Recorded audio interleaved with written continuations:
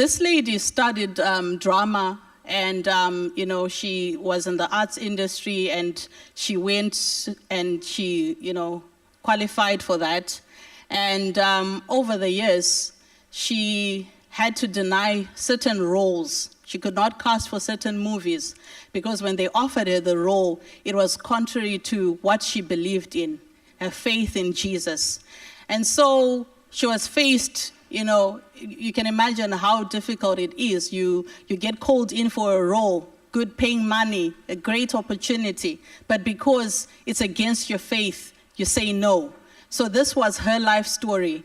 And over the years, she had to watch some of her classmates rise through the ranks, become Hollywood superstars. And she was stuck, maybe sometimes even wondering, did I study the right thing? Because now it doesn't seem like it's going to work out for me. Additionally to that, she and her husband were based in LA, which is Los Angeles. And her husband got an opportunity to move to another small town. And if you know anything about the acting industry, LA is where it happens. And moving from there just means you're throwing your career down a pit. But she chose a family because she knew the value that God has placed on a family.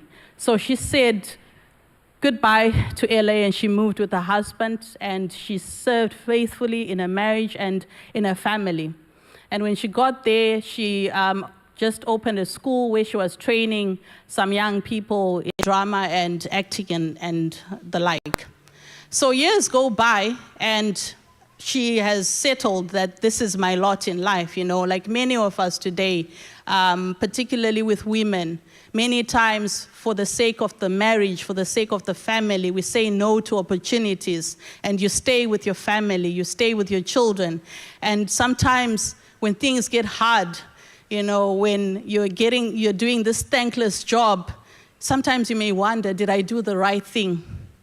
I said no to it, and you're asking God, I could have been. And with how the economy is, sometimes you see your husband struggling to make ends meet, and you wish, if only I had taken that opportunity, even though it would have compromised your family.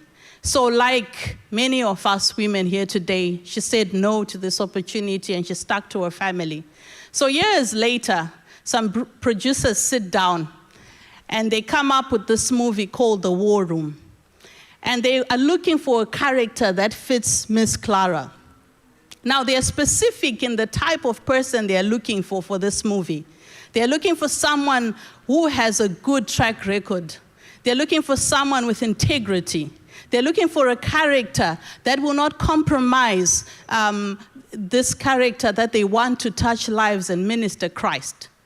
And as they looked, many great actresses went through, but each time they looked at their CV, it wasn't fitting because they were compromised, and they would not be able to get the target of putting across this message.